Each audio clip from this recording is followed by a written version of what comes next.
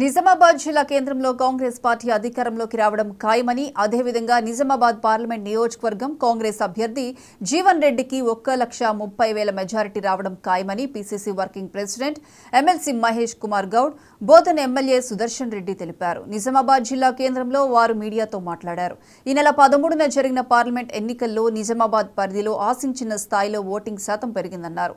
రాష్ట్రంలో కాంగ్రెస్ సుపరిపాలన మచ్చలేని జీవన్ రెడ్డి అభ్యర్థి కావడం కాంగ్రెస్ కు ప్లస్ పాయింట్ అని, వీటికి తోడు తమ పార్టీ అభ్యర్థి గుణగణాలు చూసి ప్రజలు కాంగ్రెస్ కు ఓటు వేశారని వారు చెప్పుకొచ్చారు. దాదాపుగా 40 రోజులుగా పెద్దలు జీవన్ రెడ్డి గారు కానీ సుదర్శన్ రెడ్డి గారు కానీ మేమందరం కూడా క్షేత్రస్థాయిలో నిర్వివాహంగా ప్రజల్ని కలవడం, దానికి మా కార్యకర్తలు ప్రతి కాంగ్రెస్ కార్యకర్త సంపూర్ణంగా మద్దతు పలకడమే కాకుండా ఆర్నిషలు కృషి ఫలితంగా మంచి ఓటింగ్ జరిగిందని అనుకుంటా ఉన్నాం. నిజామాబాద్ పార్లమెంటుకి ఆశించిన స్థాయిలో ఓటింగ్ పర్సెంటేజ్ జరిగింది.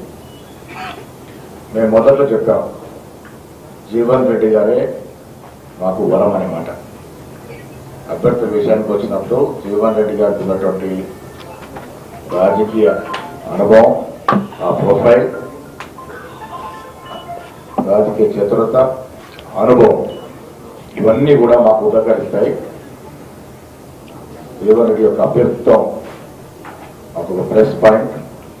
దానికి తోడు రాష్ట్రం రేవంత్ రెడ్డి గారి యొక్క 4 నెలల పాలన, 6 గ్యారెంటీలు, సోనియా గాంధీ గారు, రాహుల్ గాంధీ గారు, ఖర్గే గారు జరిపిన సభలు, కేసీఆర్ కు ముచ్చెమటలు పట్టి